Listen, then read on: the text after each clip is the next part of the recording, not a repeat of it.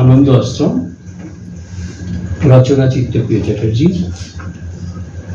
অভিনয় না গল্প পাঠে কবিতা ভট্টাচার্য এবং আমি প্রবীর কুমার চক্রবর্তী।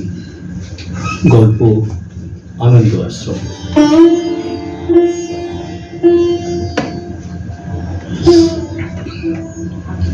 একটা বিষয়ে সকলেই একমত হলেও প্রাইমারি স্কুলের সরল সাধারণ এবং একজন সৎ রিটায়ার্ড প্রধান শিক্ষক মহাশয় প্রতিবাদ জানিয়ে মিটিং ছেড়ে বেরিয়ে এলেন।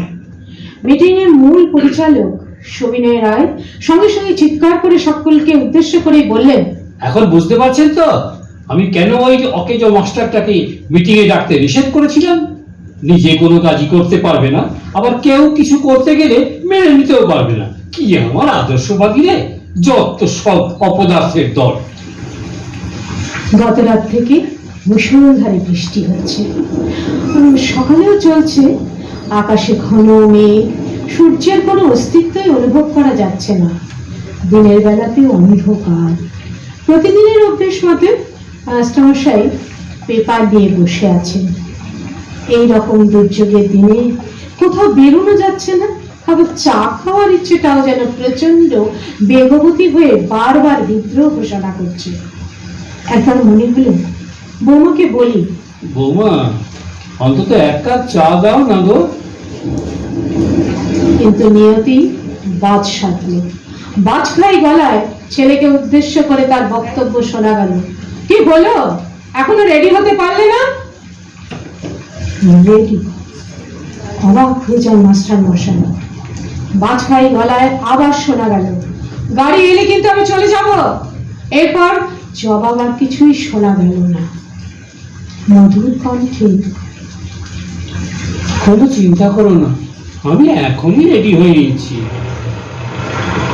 কিছুক্ষণ পর একটা সাদা মারুতি গাড়ি এসে দাঁড়ালো বাড়ির সামনে। বৃষ্টি তখন মুষলধারেই হচ্ছে। বাড়ির অভিভাবক অসমর্থ বৃদ্ধ অসহায় দৃষ্টি মেলে দেখলেন একমাত্র আদরের ছেলে এবং তার বউ আজকের এই চরম দুর্যোগেও সুন্দর সাজগোজ করে গাড়িতে গিয়ে উঠল।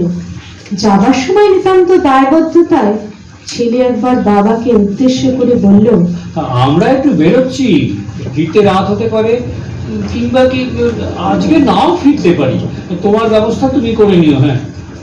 হায় রে আদরের একমাত্র পুত্র সন্তান, আজ বয়সের ভারে নিতান্ত অসহায় একজন মানুষকে এইরকম চরম দুর্যোগে একা ফেলে রেখে যেতে বিন্দুমাত্র তার অন্তঃকরণ কেঁপে উঠল না।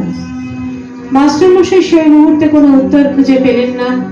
হাত তুলে ওদেরকে যেমন বিদায়ী আশীর্বাদ জানালেন, তেমনি ওপরের দিকে জোর হাত করে বিশ্ববিধাতার কাছে প্রার্থনাও জানালেন, হে বিশ্ববিধাতা, তুমি ওদের ক্ষমা করো।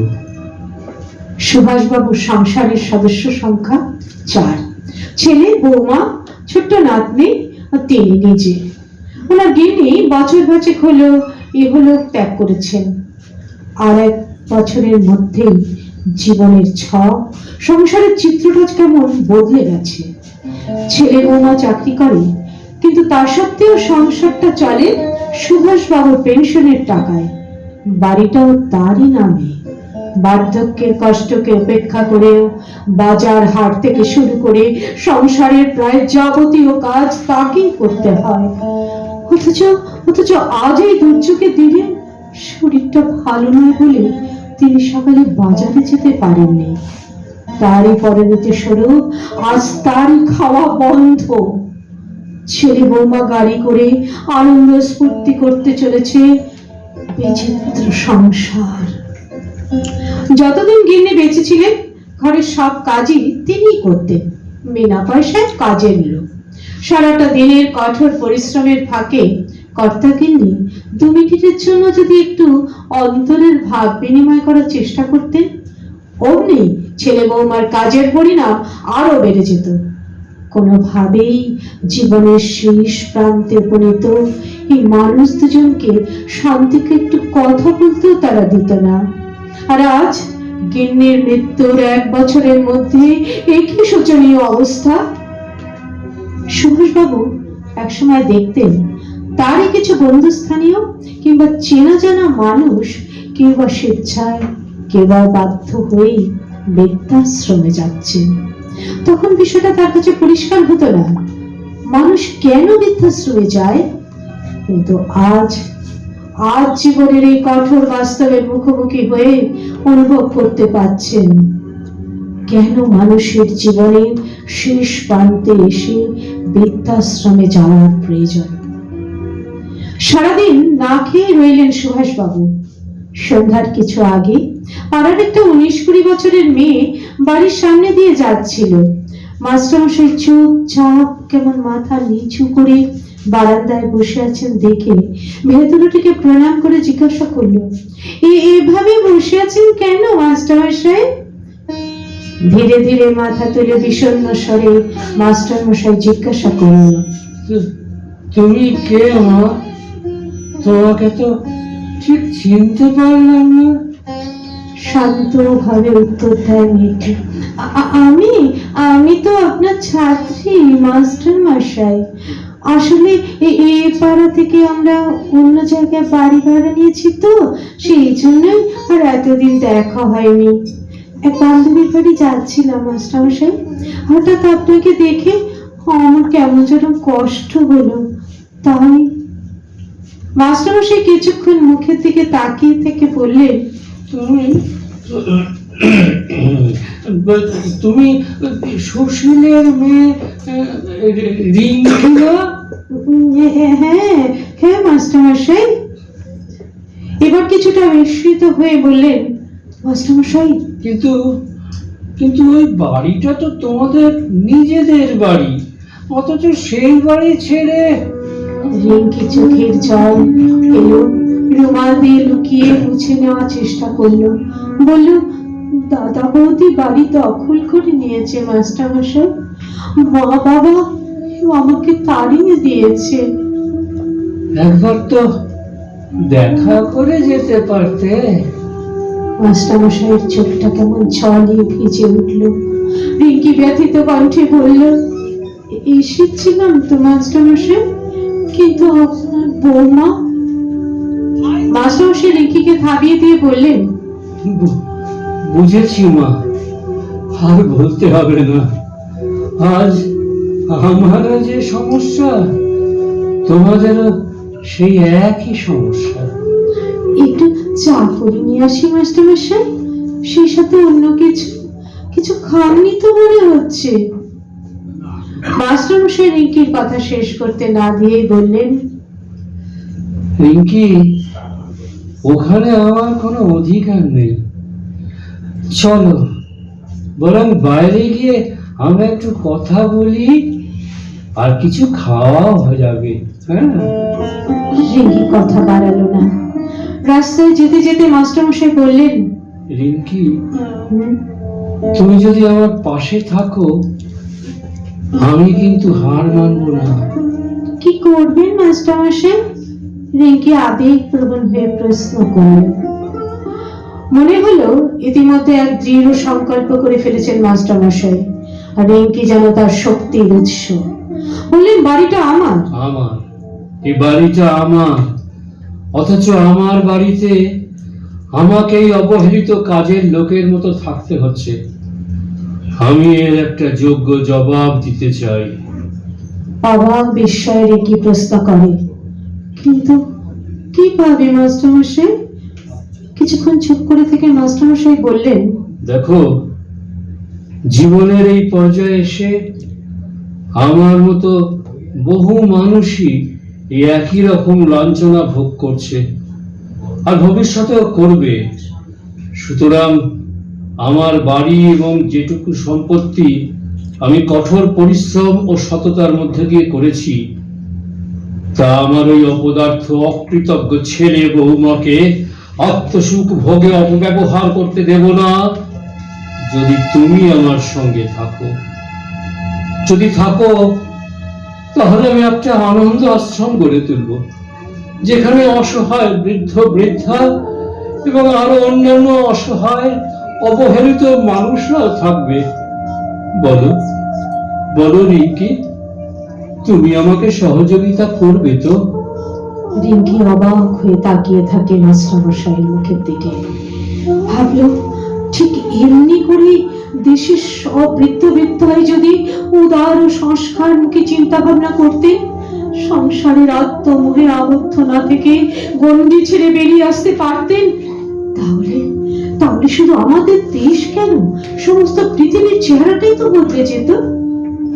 রিঙ্কি আরো একবার প্রণাম করে মাথা তুলে দৃঢ় কণ্ঠে বলল, আমি আপনার সঙ্গে সব সময় থাকবো মাস্টারমশাই, আপনি এগিয়ে চলুন এবং আদেশ করুন। রিঙ্কিকে প্রাণ ভরে আশীর্বাদ করে সেদিনের মতো বিদায় জানালেন মাস্টারমশাই। সততার চেয়ে অসততার প্রশংসার প্রচার মুখও সহজেই হয়, কিন্তু একটা সময় সত্যের জয় অবশ্যই হয়। অপকারী মানুষের সংখ্যা বেশি থাকলেও উপকারী মানুষ তো দুই একজন আছে। রিঙ্কির বাবা মায়ের সাথেও কথা বললেন সুভাষবাবু, এ বিষয়ে তারাও একমত। কত খরচটা হতে পারে, একটা সম্ভাব্য বাজেটও তৈরি হয়ে গেল। কিন্তু একটা সমস্যা মাথা তুলে দাঁড়ালো, তা হলো এখনো 50,000 টাকার প্রয়োজন। সুভাষবাবু মাথা নিচু করলেন, কিন্তু রিঙ্কি মাস্টারমশাইয়ের মাথায় হাত দিয়ে বলল, এই সামান্য টাকার জন্য হার মানলে চলবে না মাস্টারমশাই। তারপর বাবাকে উদ্দেশ্য করে বলল, আমার বিয়ের জন্য যে টাকাটা গচ্ছিত আছে বাবা, সেই টাকাটা এই মহৎ কাজের জন্য ব্যয় হোক না বাবা। সকলেই রিঙ্কির মুখের দিকে তাকালো, বিরোধিতা কেউ করলেন না। মৃদু হাসির মধ্য দিয়ে সকলের অজস্র আশীর্বাদই যেন ঝরে পড়ল রিঙ্কির মাথার উপর। নিম্নচাপের দুর্যোগ প্রায় 15 দিন ধরে চলছে।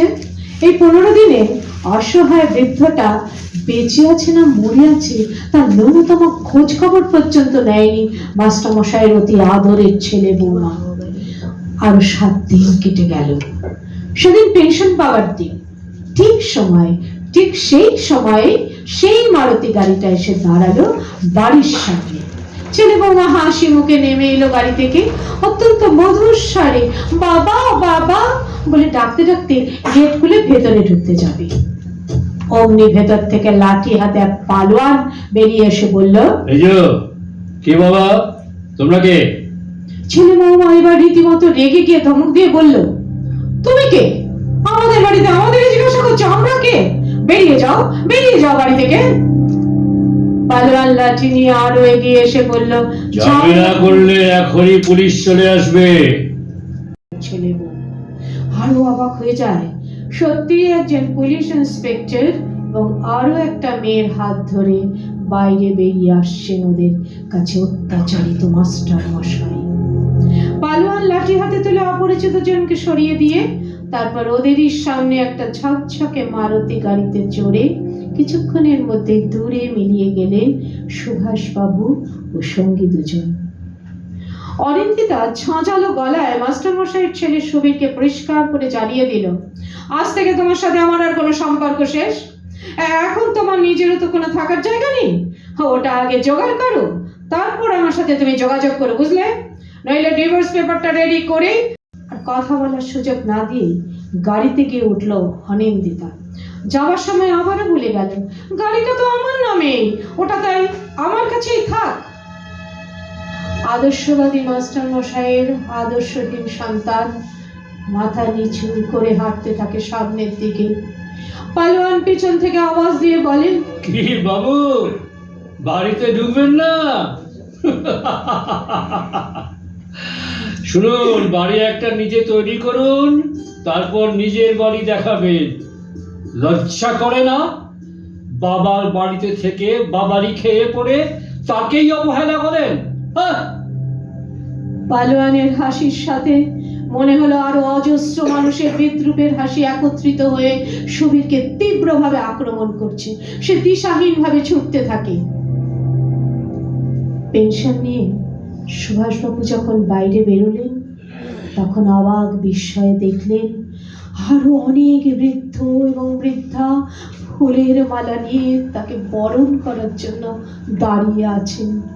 তিনি আরো অবাক হয়ে দেখলেন সেই ভিড়ের মধ্যে পাড়ার সেই বিশিষ্ট নেতা, যার সাথে একমত না হওয়ার মিটিং ছেড়ে বেরিয়ে এসেছিলেন, সেই সুবিনয় বাবু আছেন। সুভাষবাবু শান্ত স্বরে জিজ্ঞাসা করলেন, কি ব্যাপার আপনারা? আমি তো একজন ব্যর্থ অপদার্থ মানুষ। ভিড়ের মধ্যে থেকে মালা হাতে এগিয়ে এলেন সুবিনয় বাবু। মালাটা গলায় পরিয়ে দিয়ে হাত জোর করে বললেন,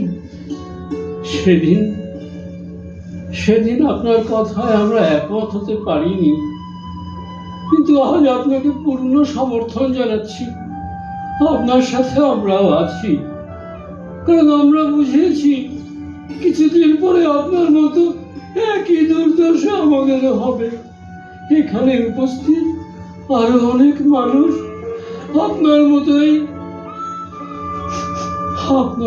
দুর্দশাগ্রস্ত, একই সমস্যায় ভুক্তভোগী। তারাও আপনার ওই আনন্দ আশ্রম গড়ার কাজে সামিল হতে চান। সুভাষবাবুর অন্তরে এত আনন্দ তার বেশ কয়েক বছরের অবসরপ্রাপ্ত জীবনে আর আসেনি, বোধহয় অতীতেও নয়। তিনি এই আনন্দকে কিভাবে প্রকাশ করবেন যেন ভাষাই খুঁজে পাচ্ছেন না। দু চোখে প্রবাহিত হচ্ছে আনন্দ অশ্রু, চারিদিকে ধ্বনিত হয়ে উঠছে জয় সুভাষবাবুর জয়, জয় আনন্দ আশ্রমের জয়। সুভাষবাবু পোস্ট অফিসের সিঁড়ি দিয়ে নিচে নামলেন, এগিয়ে এসে হাত ধরলেন রিঙ্কির। উপস্থিত সকল মানুষই তাকে ঘিরে ধরে জয়ধ্বনি করতে করতে এগিয়ে চললেন, জয়ধ্বনি করতে করতে এগিয়ে চললেন।